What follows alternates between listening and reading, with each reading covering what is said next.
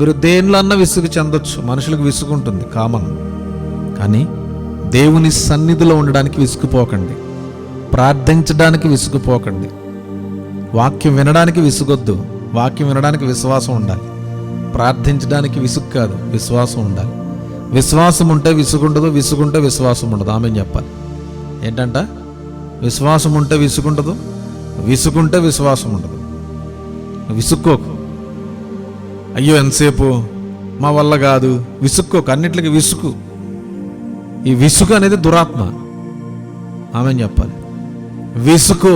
ప్రతిదానికి విసుక్కుంటారు కొంతమంది. ఎప్పుడవుద్ది ఏంటి, విసుకొద్దు, విశ్వాసంలో ఉండి. విసుగెందుకు నీకు, చేసే పనికి విసుగెందుకు పడుతున్నావు?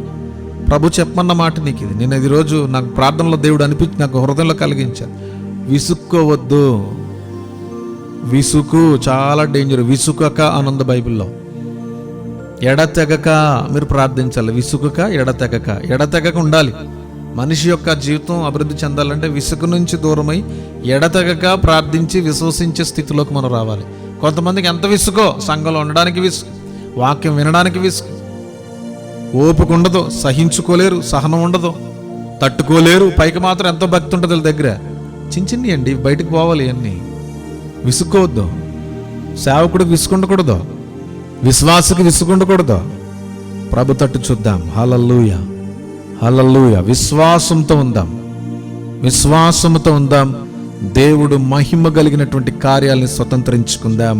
అట్టి కృప దేవుడు మనకు అనుగ్రహించును గాక. అందరూ ఆమేన్ చెప్తారా?